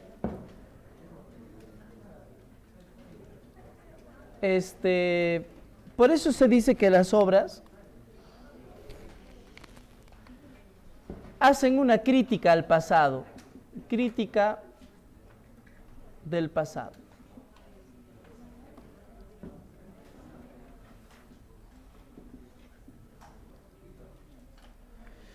Las obras criticaban, chicos, a los que vivieron antes. No sé si habrán visto una frase o habrán leído la frase que dice: los viejos a la tumba, los jóvenes a la obra. De Manuel González Prada su frase. Es un realista Manuel González Prada, chicos, chicas. Y Manuel González Prada criticaba mucho al pasado. Echaba la culpa a los antiguos gobernadores del Perú, porque habían permitido que el Perú, jóvenes, caiga en manos de invasores, pues, ¿no? Eso pasó. Criticaba mucho a los españoles, criticaba mucho a los chilenos. Por eso se dice que en las obras, jóvenes, estaba presente el antichilenismo. Antichilenismo. leno. Y era antihispánico, en contra de los españoles. Antihispánico. Chicos, y dice que la iglesia en esa época cometía muchos abusos. Esos abusos se plasman en las obras. Por eso se dice que las obras eran anticlericales. Anticlerical. ¿Ya? Entonces, chicos, miren, eran anticlericales, antichilenos y antihispánicos. Esas características tenían las obras literarias, ¿ya? En esta época, en el realismo peruano.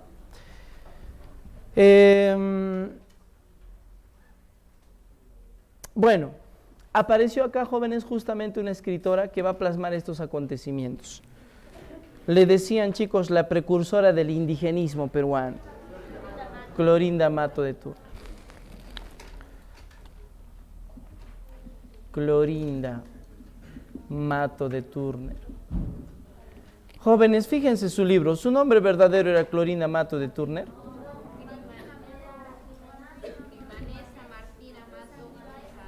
Grimanesa Martina Mato Usandivares.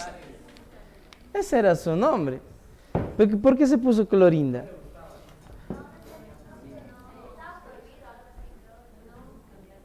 Sí, también, sí. ¿Qué más? ¿Por qué era Clorinda? Saben que había un detalle, ¿no? Clorinda Mato de Turner era también partidaria política, era partidaria del gobierno de Andrés Avelino Cáceres. Ajá. Entonces, como era una especie de partidaria, colaboraba con Cáceres, tenía seudónimos para firmar sus documentos y firmaba con distintos nombres como Adelfa, Rosario, ¿ya? Con distintos nombres, Clorinda, pero de todos los nombres con el que más firmaba era Clorinda. Por eso como seudónimo se puso Clorinda, ¿ya? Y justamente, chicos, por ser partidaria de Andrés Avelino Cáceres, por historia deben saber que Andrés Avelino Cáceres fue destituido del poder por Nicolás de Piérola, ¿no? Entonces, cuando eso ocurre, Nicolás de Piérola, chicos, persiguió a muchos partidarios de Cáceres, entre ellos a Clorinda, fue perseguida política, ¿no? Por eso ella se refugió en Buenos Aires, Argentina. Y lamentablemente, chicos, ahí murió ella, lejos del Perú, en Buenos Aires, ¿ya? Por eso ahí en su libro dice murió en Buenos Aires, ¿no? Producto del gobierno de Nicolás de Piérola, partidaria de Andrés Avelino Cáceres, pues, ¿ya? Eso recordemos. Sin embargo, Clorinda Mato de Turner, chicos, también recordemos que ella defendió en sus obras a los indígenas, ¿sí? En sus obras está plasmado la situación de la vivencia de los indígenas de esa época, de los indios, cómo eran maltratados, cómo eran abusados, ¿sí? Por eso ella le conocen como la precursora del indigenismo. Precursora. Por eso le decían Carlota Dimón, ¿no? Del indigenismo. Muy bien, chicos. Precursora del indigenismo. Eso recordemos, ¿ya? Porque Clorinda Mato de Turner vivió en una hacienda, en el Cusco, la hacienda de Manzanares, en Cusco. Y eso le inspiró a ella a crear un lugar ficticio llamado Quillac. Quillac es un lugar ficticio que supuestamente queda en el Cusco, ¿ya? Ese lugar ficticio, ¿de qué novela es, jóvenes? De Avecini. Avecini. Jóvenes, hablemos de esta obra, Avecinido. ¿A qué género pertenece? Narrativo. ¿Especie qué será? Es una novela. Es una novela. ¿Cuál es el tema principal? La explotación inhumana, el abuso contra los indígenas. Por tres poderes, ¿ah? La iglesia, ¿qué más? El gobernador o el gobierno, ¿no? Y hacendado o gamonal, ¿no? Chicos, estos tres poderes se denuncian en la obra. El maltrato de la iglesia, del gobierno y del hacendado. Ya, esos tres poderes se denuncian dentro de la novela Avecinido. Listo. Empecemos con la obrita. ¿Qué hora es? Ya. La obra empieza, chicos, cuando hay un hombre, dice, que está pasando por la plaza del pueblo de Quillak. La obra empieza incluso describiendo el pueblo de Quillak, chicos. Dice que la plaza del pueblo de Quillak mide aproximadamente 314 metros cuadrados, ¿ya? En donde se puede distinguir dos tipos de casas. Un tipo de casa es de adobe, que en su techo, jóvenes, se puede ver un techo incluso de tejas, ¿no? De tejas rojizas, distinguiendo ese tipo de casas para los notables. Mientras que hay otro tipo de casas con techo de paja y de piedra, chicos. Las chozas. Y estas chozas son para los naturales, o sea, para los indígenas. Chicos, miren, qué coincidencia. Hay una obra realista que así te describe una casa, una pensión. ¿Se acuerdan qué novela es esa? Papá Goriot, ¿ya? Entonces, mira, Papá Goriot así te describe simbólicamente lo que significa la casa, la pensión Bauker, ¿no? Pero aquí también Clorida Mato de Turner te describe lo que significa estas casas. Los de teja para los notables y los de paja, ¿no? Las chocitas, para los indígenas. Esa es la distinción de clases sociales en el pueblo de Quillak, ¿sí? Eso es lo que va contando. Jóvenes, aquella mañana descrita dice que hay un hombre que está yendo triste, jóvenes, caminando por la plaza de Quillak. Cuando al pasar por la iglesia se persigna, se agacha y sigue su camino. Cuando este hombre desaparece, chicos, una mujer que le ha visto desde muy lejos espera que este hombre desaparezca y la mujer salta por un muro de piedras y se dirige hacia la casa de uno de los notables, desesperada. Justo en la casa de los notables estaba la señora Lucía Marín, chicos. En esta casa estaba Lucía Marín. Lucía Marín. Esposa de Fernando Marín, pues, ¿no? ¿De acuerdo? La familia Marín. Ellos eran la familia Marín. La familia Marín. Lucía Marín, Fernando Marín, ¿ya? Chicos, esta señora se arrodilló ante Lucía Marín y le dijo: señoracha, apiada el día, ten piedad de nosotros. ¿Qué pasó?, le dijo. Hoy día es el día del reparto y van a venir, ¿no?, a recoger la deuda. Si es que nosotros no pagamos, se van a llevar a nuestra pequeña hija. Eso le dice a Lucía Marín. ¿Qué pasaba, chicos? Dice que los indígenas cada año recibían un préstamo de 10 soles, ¿sí? Un préstamo de 10 soles, obligado por el gobierno. Eso era, jóvenes, incluso un hecho real, ¿no? Después de la guerra con los chilenos, los indígenas eran los que tenían que pagar con sus impuestos la deuda de la guerra, ¿ya? Y eso se cuenta aquí en la novela, ¿ya? Recibían un préstamo de 10 soles. Y al año siguiente, jóvenes, ¿qué tenían que hacer ellos, los indígenas? Pagar esa deuda, pero con el 500 de porcentaje elevado, que era mucho dinero para ellos en esa época, jóvenes. Y no podían conseguir porque terminaban trabajando en las tierras del gobernador, en las tierras de la iglesia, en las tierras del hacendado, y no podían conseguir ese dinero. Y como no podían conseguir ese dinero, tenían que pagar con quintales de lana. Con eso pagaban. Pero si no tenían lana, chicos, ¿con qué pagaban? Se llevaban a sus hijos, a sus familiares, y los volvían esclavos de las haciendas. Por eso el tema es la explotación, chicos, el abuso, ¿de acuerdo? Eso es lo que pasaba en Quillak. ¿Está bien? ¿Estamos? ¿Se entiende? Ya. Por eso ese día, chicos, esta mujer que había ido a buscarle a Lucía era pues una indígena llamada Marcela Yupanqui. Marcela Yupanqui, chicos.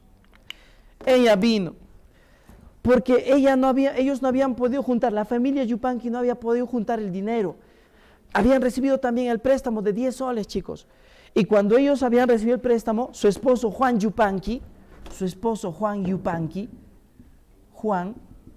Yupanqui, le había dicho que con ese dinero iban a comprar ropas para su esposa. Buenamente Juan Yupanqui dijo eso, ¿ya? Y le compraron ropa a Marcela con los 10 soles, pensando que iba a poder juntar el dinero, pero no pudo. Para su mala suerte de Juan Yupanqui, ese año había muerto incluso su madre. ¿Y qué pasaba? Que cuando alguien moría tenían que pagar un impuesto a la iglesia para que puedan dar una misa pues por el difunto, ¿no? Y Juan Yupanqui, que no tenía dinero, estaba escondiendo, a escondidas, dice, estaba enterrando a su mamá. Pero el sacerdote de Quillak se dio cuenta de eso. El sacerdote era, su nombre, ¿cuál era? ¿Se acuerdan? Pascual Vargas. Pascual Vargas. Chicos, Pascual Vargas, ¿qué dijo? A ver, ese cadáver lo están enterrando sin bendición. Llévenlo, va a hacerle su misa, vamos a bendecirle. Solamente van a pagar 40 soles. Y los jóvenes les agregó una deuda más de 40 soles. Sí. Chicos, es que en esa época, ¿no? El dinero era, para ellos ese dinero era demasiado para los indios, ¿no? Y les dio, chicos, eso. Por eso ellos tenían deuda con el gobierno y con la iglesia. Por eso, desesperadamente, Marcela fue donde Lucía, pues, para suplicarle que le ayude, porque si no, se iban a llevar a su pequeña hija, llamada, ¿cómo se llamaba su hijita pequeñita? Rosalía. La Rosalía. Y su otra hija de 14 años era Margarita. Chicos, pero sí van a llevar a su hijita Rosalía de 3 añitos. Por eso, compadecida, la señora Lucía Marín le dijo: tranquila, anda, ve, tranquilízalo también a tu esposo, que debe estar preocupado. Nosotros les vamos a ayudar, no se preocupen. Por eso, chicos, Marcela regresó a su casa, ya, tranquila, sabiendo que ahora le iban a ayudar Lucía Marín, ¿no? Y su esposo Fernando Marín. Chicos, pero ¿por qué fue donde Lucía Marín, donde Fernando Marín? Ellos, dice, eran notables en el Cusco. Habían venido desde Lima porque el esposo, el señor Fernando Marín, había sido dueño de una mina de plata. No dueño, sino accionista de una mina de plata. Era accionista. Por eso, como eran personas importantes, notables, vivían acá en el pueblo de Quilla. Y por eso ellos los van a ayudar. Apareció, dice, el esposo de Lucía Marín, el señor Fernando. Lucía le contó que a los indios de esa manera los están explotando. Por eso, jóvenes, Lucía le pide a su esposo que le preste dinero, ¿no? Su esposo, dice, le iba a comprar un vestido con 200 soles, chicos, ¿ya? Y él, pues, le dijo: bueno, de lo que te iba a comprar, entonces te voy a dar el dinero. Y Lucía aceptó, ¿no? La ayuda. Agarró 100 soles y se lo dio a Lucía. Chicos, dice que Fernando Marín fue a hablar con el gobernador para reclamarle el abuso que cometían contra los indígenas, ¿de acuerdo? Fue donde el gobernador llamado Sebastián Pancorbo. Su nombre era así, Sebastián Pancorbo, ¿ya? Va donde el gobernador le reclama: ¿cómo es posible? ¿No? ¿Cómo es posible el maltrato de esa manera contra los indios? ¿Y saben qué dijo Sebastián Pancorbo, chicos? Dijo que esas eran costumbres del pueblo, son tradiciones del pueblo, y nadie puede ir en contra del pueblo. Así se lo advirtió. De lo que estaba indignado Fernando Marín, salió peor, más indignado todavía. Fernando Marín. Ya, jóvenes, señoritas, ¿de acuerdo? Eso se va contando en la obra. Entonces la novela cuenta, queridos jovencitos, señoritas, que finalmente, bueno, le da el dinero a Lucía Marín. Chicos, cuando Lucía Marín le dio el dinero a Marcela Yupanqui, le había dado, dice, 50 soles, ¿ya? Para que pague la deuda primero con la iglesia. Y Marcela fue con su hija Margarita a la iglesia para pagarle la deuda al cura Pascual Vargas. Pero cuando entró, chicos, el cura Pascual Vargas le trató de una manera muy humillante, ¿no? Le dijo: India, ¿qué quieres? Él dijo: te voy a pagar. Ya, pero tú con dinero. O sea, él se pregunta cómo había conseguido dinero, ¿no? Y el cura todavía le dijo seguramente que ella había vendido su cuerpo a algún hombre para conseguir ese dinero. Así hablaba, ¿no? Por eso aquí hay una crítica, chicos, a la iglesia, por eso era anticlerical, pues. Ya hay una crítica fuerte a la iglesia, ¿ya? Ese es un tema. Bueno, así apareció el cura, todo malvado, y agarró el dinero, los 50 soles, el billete de 50 soles, y lo metió dentro de su gaveta, dentro de su cajón, y ni siquiera le dio el vuelto, metió todo el dinero, ¿ya? ¿Y saben qué le dijo el cura? Marcela, ya tu hija Margarita, ¿no? Ya es mayor, mira, ¿por qué no le mandas siquiera acá a trabajar a la iglesia? Por lo menos a que lave mis medias, le dice, ¿no? Entonces, por eso Marcela se asusta creyendo que le va a hacer quedar a su hija, ¿no? Y se va finalmente sin siquiera pedir el vuelto. Se va con su hija Margarita hacia su casa. Pero cuando llega a su casa, chicos, terrible. Ya no estaba su hija Rosalía. Y había ido por eso suplicarle a los Marín, ¿no? Que le ayuden, pues porque ya se había llevado a Rosalía. También ahí estaba, jóvenes, Juan Yupanqui, su esposo.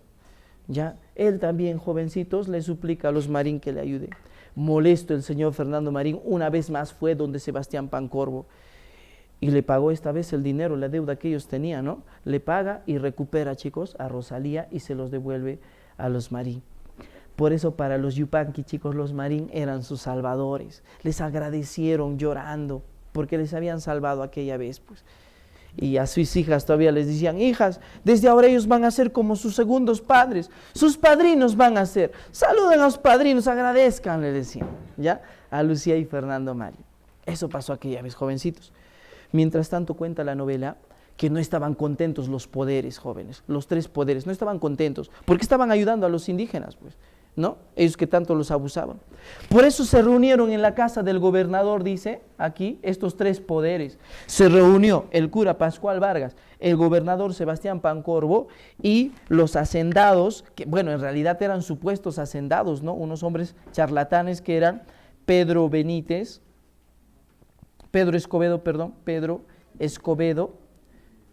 Escobedo y Estéfano Benítez.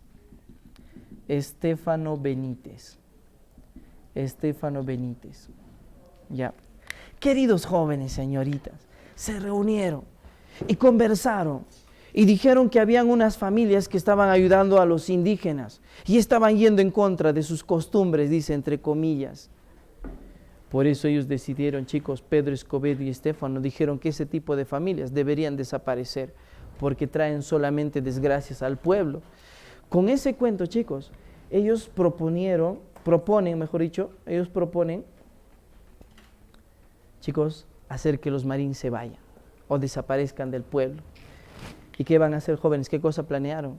Atacar la casa de los Marín, diciendo que dentro de su casa, ¿no?, estaban unos ladrones. Con ese cuento, ese era el plan, ¿de acuerdo? Incluso el sacerdote que estaba ahí, confirmando el plan, sacó una aguardiente, ¿no? Aguardiente saca trago y les sirve a todos y brindan con eso por el plan que están haciendo. Eran así de malvados, ¿ya? Finalmente, chicos, la novela cuenta que esa noche los hacendados Pedro Escobedo y Estéfano Benítez gritan, ¿no?, en la plaza, dicen, ladrones en Quilla. Comenzaron a gritar, chicos, ladrones, salgan, habitantes de Quilla. Y sale la gente, pues. ¿Qué pasa? Hay ladrones, que toquen las campanas. Y le obligaron al campanero de la iglesia del pueblo que toque las campanas. Él ni siquiera sabía por qué, ¿no?, pero lo obligaron a tocar las campanas. Sonaron las campanas y toda la gente sale, enardecida, diciendo que habían ladrones, ¿no? Eso habían provocado Pedro y Estéfano Benítez.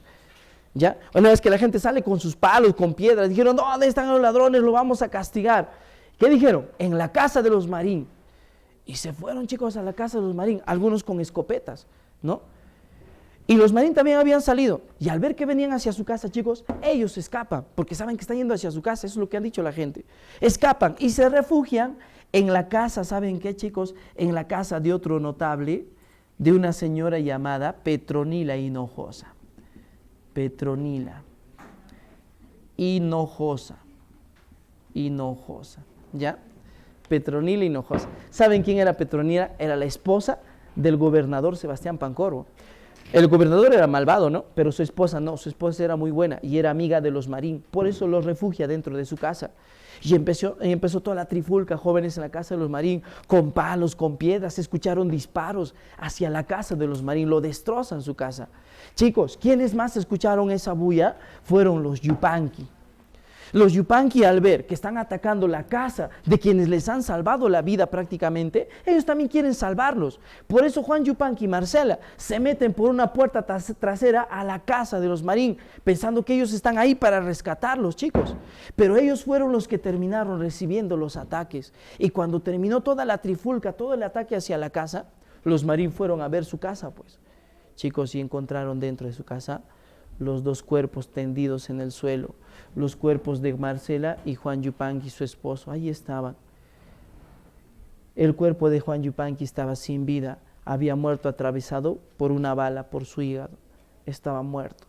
Mientras que Marcela se desangraba por el brazo izquierdo, le habían disparado en su brazo, se estaba desangrando, chicos. Por eso les ayudan, a Marcela le van a tratar de ayudar, mientras que a Juan Yupanqui pues lo van a terminar enterrando, haciendo sus funerales. De esto alguien se arrepiente, chicos. ¿Saben quién se arrepintió? El cura Pascual Vargas. Pascual Vargas, jovencitos, se arrepiente y se va del pueblo de Quillac después de haberle confesado a Marcela, el sacramento de la confesión.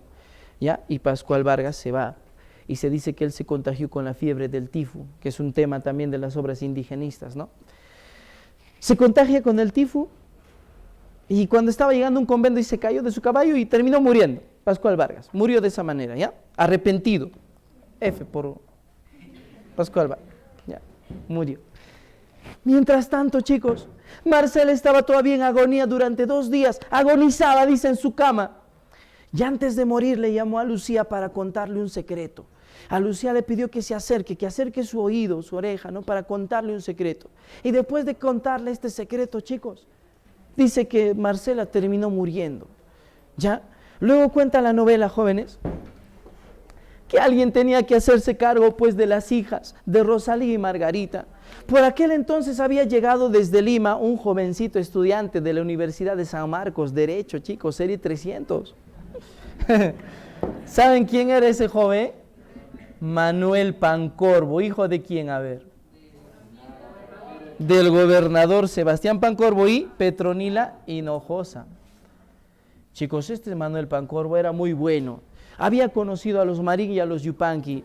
¿Ya? ¿Y saben qué? Se había enamorado de quién. De Margarita se enamoró Manuel, ¿ya? Por eso él, cuando quedaron solas, huérfanas, él también dijo, yo les voy a enseñar a leer y escribir para que sean alguien en la vida, todavía decía Manuel. Y a Margarita le enseñó a leer, pero con tal de estar a su lado, pues, chicos, para conquistarla.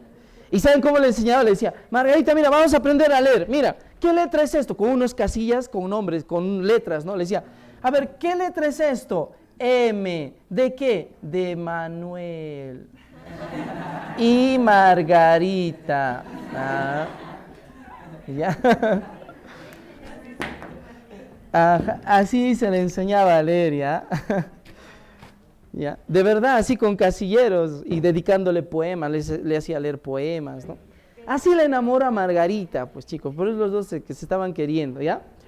Jóvenes, pero Manuel Pancorbo se comprometió en ayudar a los Marín para investigar. Como es estudiante de Derecho, ¿no? Sabe de investigaciones, pues, y se pone a investigar sobre quiénes provocaron el ataque a su casa y la muerte de los Yupanqui. Chicos, por eso Manuel Pancorbo tristemente se entera que a los Marín querían matarlos. ¿Quiénes? Su propio padre, el cura Pascual Vargas y Pedro Escobedo y Estefano Benítez, ¿no? ¿Y saben qué? Le habían encerrado, ¿te acuerdas? Te conté que estaba un campanero, le hacen tocar las campanas. A él le habían echado la culpa a estos desgraciados. Y él estaba en la cárcel, inocentemente. ¿Ah? ¿Y saben qué? Su esposa de este campanero, su nombre era Isidro Champí. Isidro, sí, Isidro Champí. Champí. Su esposa, con tal de que su esposo, que era también indio indígena, tenía 2 vaquitas, sus 2 únicos sustentos eran sus 2 vacas.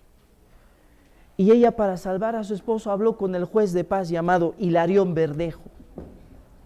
Hilarión Verdejo, ¿ya? Juez de paz. Por favor, señor juez, mi esposo. Hilarión, ¿qué le dijo? Ya te vamos a ayudar, pero yo he visto que tienes 2 vaquitas, ¿ah? Pero ¿qué tal? Nos entregas tus vaquitas y de ahí hablamos, pues. O sea, chicos, le condiciona. Con la condición de que le entregue sus vacas, le va a ayudar a salir libre a su esposo, dice.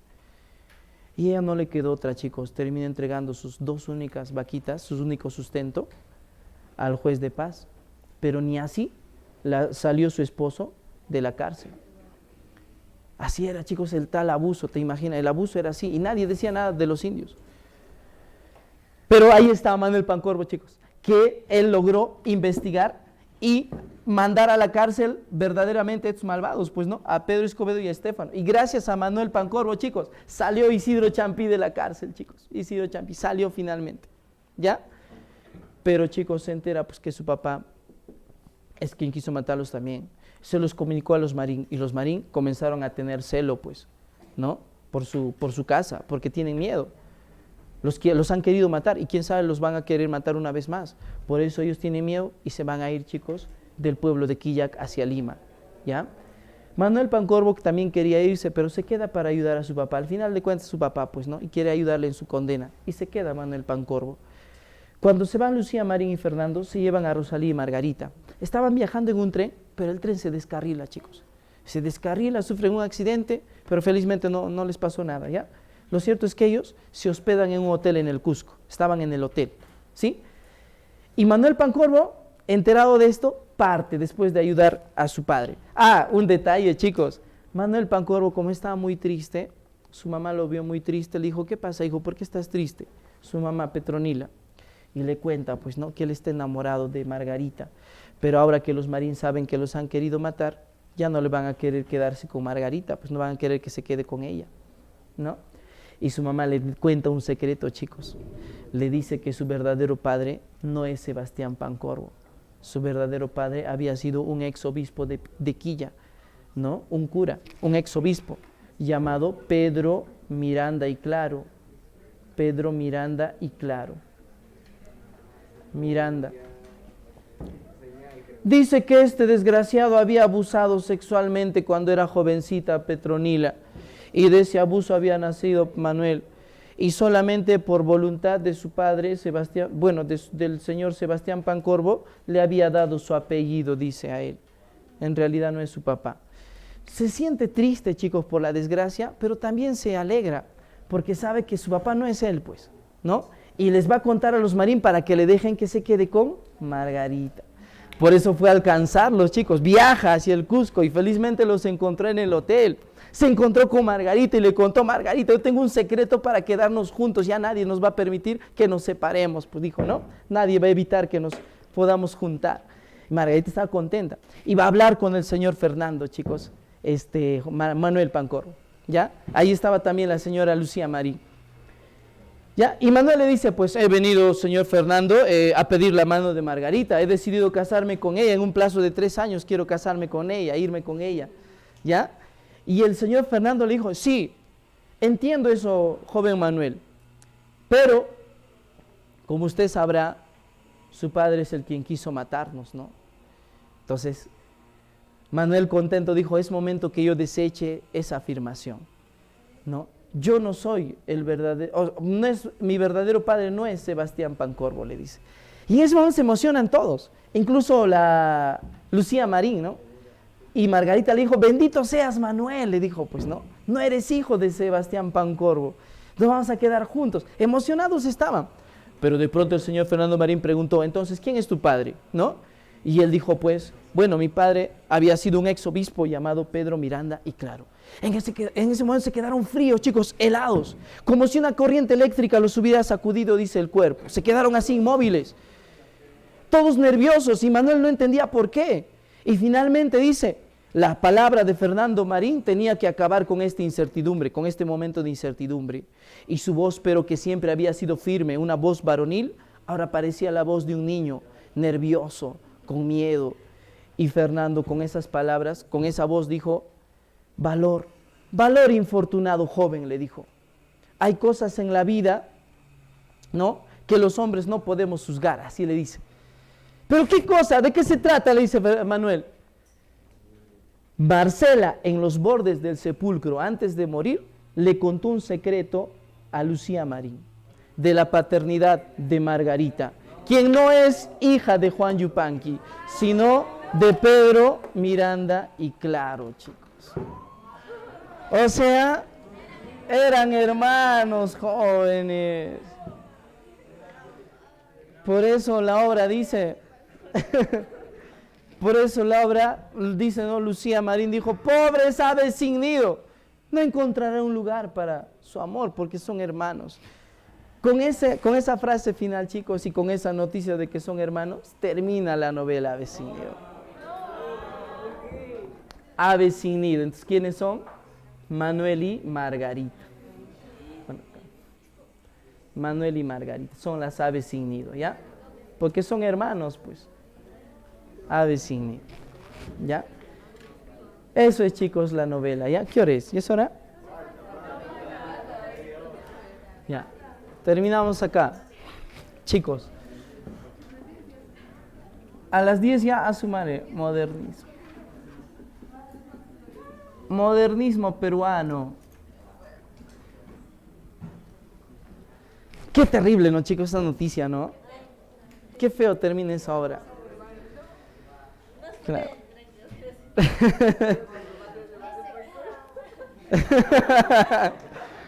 Ese cura, pues, el abuso de la iglesia. Queridos jovencitos, modernismo peruano. Chicos, ¿con quién surgió el modernismo en Hispanoamérica? A la semana pasada han hecho.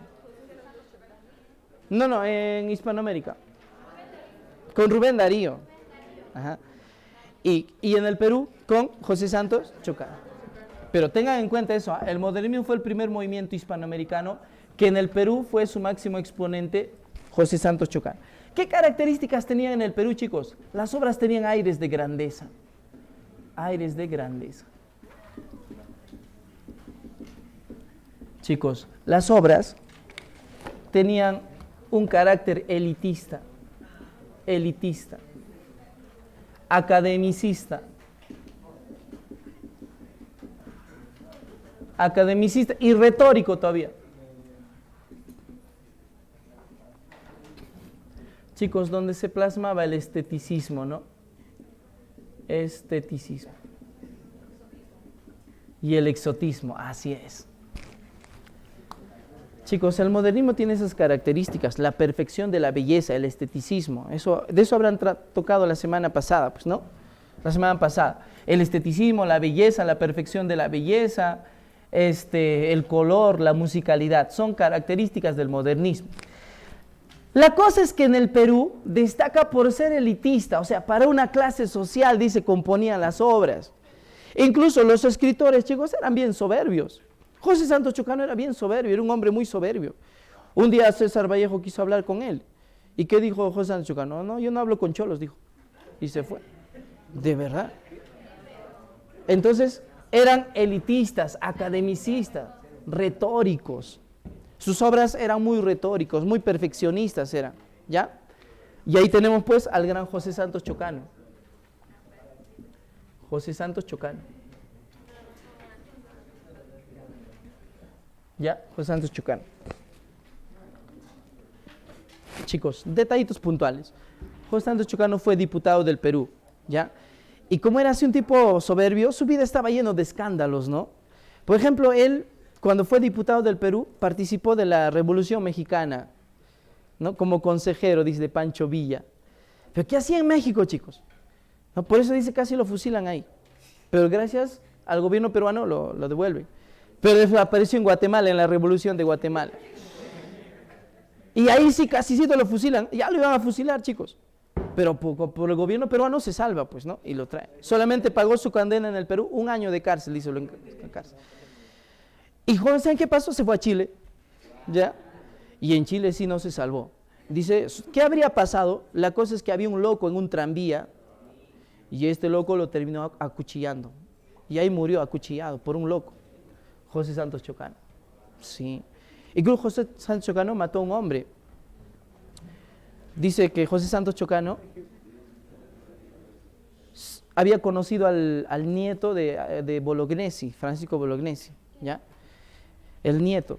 Dice que para José Santos Chocano Bolognesi no había muerto luchando por la patria, sino que había vivido feliz en Francia. Ya, eso, hay algunos libros que dicen eso, ¿no? La cosa es que José Santos Chocano eso tenía conocimiento y conoce a su nieto de Bolognesi. Y un día le hace una llamada telefónica. José Santos Chocano era bien loco, pues. Y le dijo, hablo con el nieto del traidor de la patria, así le dijo. Y el nieto le dijo, te apuesto que no eres capaz de decirme eso en mi cara. No, sí que yo te lo digo. Ya, ¿dónde? En la puerta de la Editorial Comercio. Ya, ¿a qué hora? A las 3, en punto. Ya, ahí nos vemos. Y se encontraron, dice, en la Editorial Comercio, en la puerta. Y discutieron un rato. Pero de ahí tranquilamente, dice José Santos Chocano, sacó una pistola de su saco y le disparó. Y lo mató. Y tranquilo guardó su pistola y se fue. ¿No? Así era de loco, dice pues, José Santos Chocano. No loco, sino, o sea, una persona así, ¿no? De un carácter bien recto, de armas tomar, ¿no? Y en sus poemas jóvenes, eso es lo que nos interesa. Chicos, ese carácter que él tiene, elitista, académico, lo plasma en sus obras, pues. Una de esas obras es Alma América. Mira cómo de orgulloso es, ¿eh? Mira, date cuenta. Es tan orgulloso que en su obra Alma América plasma el orgullo que siente por su raza, tanto española como incaica. Por eso Alma América tiene un subtítulo, Poemas Indoespañoles. Así se llama, Indoespañoles. Chicos, encontramos muchos poemas, entre ellos el que nos interesa conocer, blasón. Blasón. Yo te pregunto, ¿qué significa blasón? Blasón, chicos, significa la parte delantera de un escudo, el emblema pues, de un escudo. ¿Ya? Es la blasón. Entonces, él pone blasón como signo de símbolo de orgullo peruano y también español, ambos. Por eso es blasón, ¿ya? Por si acaso acá lo pongo emblema. Emblema. ¿A qué género pertenece, chicos? Si es un poema. Lírico. Es lírico, ¿ya? ¿Cuál es el tema principal, chicos, chicas? Sentimiento por la identidad, ¿no? La identidad americana, la identidad entre los españoles y los indígenas, ¿ya? Chicos, y miren qué orgulloso les decía, pues, ¿no? Cuando dice, soy el cantor de América, autóctono y salvaje. Mi lira tiene un alma, mi canto un ideal. ¿Ven cómo se muestra, no? Con aires de grandeza, ¿sí? Soy el cantor de América. Por eso su calificativo era ese, pues, el cantor de América. El presidente José Balta le puso ese apelativo, el cantor de América, a José Santos Chocán, ¿ya? No se olvide. Entonces dice, soy el cantor de América, autóctono y salvaje. Mi lira tiene un alma, mi canto un ideal. Y luego dice, cuando me siento inca, le rindo vasallaje al sol, que me da el cetro de su poder real. Chicos, tengan cuidado al recitar ese poema. Porque un día estaba recitando ese poema y alguien dijo, en vez de decir cuando me siento inca, dijo, cuando me siento me inca, ¿no? Así. Tengan cuidado. Pero dice, cuando me siento inca, le rindo vasallaje al sol. O sea, te habla de la raza indígena, ¿ves? Incaica. Cuando me siento hispano, o sea, cuando me siento español, español, ¿no? Parecen mis estrofas trompetas de cristal, ¿ya? Trompetas de cristal. Entonces, está enalteciendo la raza indígena y la raza española.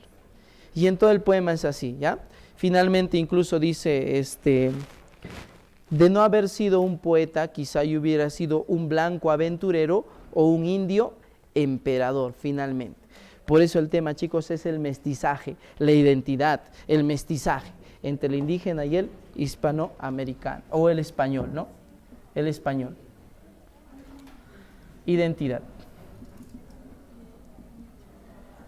Eso, chicos, blasón, brevemente, ¿ya?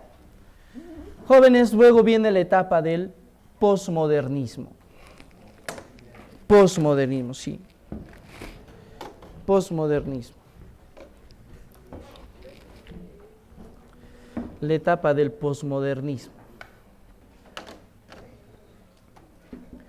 Posmodernismo. Posmodernismo. ¿Ya? Chicos, pos quiere decir antes o después. Después del modernismo peruano. Jóvenes, después del modernismo peruano, los literatos no estaban contentos con el tipo de obras que eran muy elitistas, muy académicos. Por eso estaban en contra del modernismo, ¿sí? En contra del modernismo. Contra el modernismo. Chicos, y apareció un grupo de escritores que estaban en contra, pues, del modernismo. Surgió con la publicación de una revista. ¿Alguien se acuerda? El director de la revista era Abraham Valdelomar. El autor del Caballero Carmelo, ¿no? Abraham Valdelomar. La pregunta es, chicos, ¿qué revista dirigía él? Colónida. Por eso el grupo de escritores era denominado así, Movimiento Colónida. Movimiento Colónida. Chicos, chicas, ¿en contra de qué movimiento estaba el movimiento Colónida? Contra el modernismo, no te olvides. Contra el modernismo. Entonces, estando en contra del modernismo, los colonidistas, ¿ya? planteaban un tipo de poema pues que estaba en contra justamente de lo académico, de lo retórico.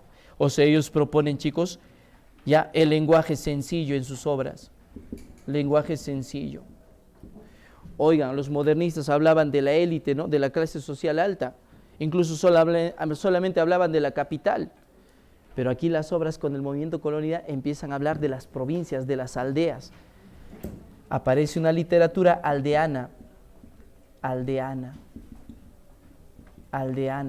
una literatura provincial, de las provincias, provincial. Por eso encontramos un cuentito de una aldea llamada Puerto de San Andrés de los pescadores, donde dos gallitos se van a pelear, un gallo más viejo que el otro, el caballero Carmelo. Por eso la literatura es aldeana provincial, ¿se dan cuenta? Es provincial, con un lenguaje más sencillo y de un tono más familiar, porque se habla de la familia, tono familiar. Eso propone, queridos jóvenes, el movimiento colonial en contra del modernismo, ¿ya? ¿Quién fue el líder de este movimiento? Ya, Abraham Valdelomar, pues. Abraham Valdelomar, conocido como el conde de Lemos, ¿no? Abraham Valdelomar. Él es, chicos, el impulsor del movimiento Colónida, el líder, ¿ya? Y tenía su revista Colónida, pues. Colónida, ¿ya? Bueno, entre otros representantes, lo que nos interesa conocer es Abraham Valdelomar. Él nació en Pisco, chicos, en Ica, Pisco, provincia de Ica, ¿no? Pisco, por eso la literatura provincial. Él comenzó a hablar de Pisco en sus obras, Pisco. Y en Pisco había un puerto donde él había nacido, pues, el puerto de San Andrés. ¿Ya? Sin embargo, en su juventud, chicos, como era un famoso escritor, también famoso para la política peruana, fue diputado del Perú y hacía muchos viajes a distintos lugares, ¿no? Había hecho un viaje por todo el sur del Perú. Por eso él decía, ¿no? Yo pensé que el Perú solamente era Lima, ¿no? Pero después me di cuenta que era más grande que eso, ¿no? Eso decía Abraham Valdelomar en sus apuntes, en sus anotaciones.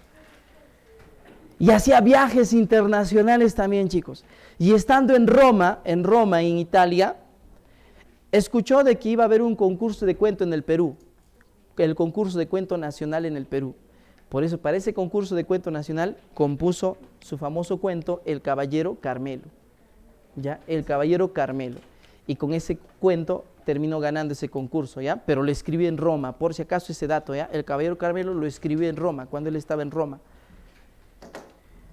Y finalmente en uno de sus viajes, chicos, terminó falleciendo Abraham Valdelomar. ¿Dónde falleció? ¿Dónde falleció? ¿Qué dice su libro? En Ayacucho. Aquí falleció, chicos. ¿Cómo así? Él era diputado y estaba aquí por Ayacucho. Y estaba en la plaza, en lo que ahora es BCP. Antes ese era un lugar de encuentros, pues, de donde tomaban café, ¿no? Y ahí se encontraba él. Cuando de pronto, hay muchas teorías, dicen que él estaba borracho. Otros dicen que había una guamanguina que le estaba siguiendo, ¿no? Y otros dicen que, bueno, de casualidad tropezó. Lo cierto es que él cayó, chicos, de la escalera. Al baño cayó fuerte. Sí, sí. Eso también es curioso, ¿no? O sea, él siempre cuidaba su imagen. Pues le decían el conde de Lemos, el dandy, ¿no? Cuidaba siempre su imagen. Era bien elegante. Le gustaba tomarse fotos. Era bien narcisista. Pero cayó en un baño, ¿no? Pobrecito, y eso le va a causar la muerte, ¿no? Porque lo van a llevar al hospital.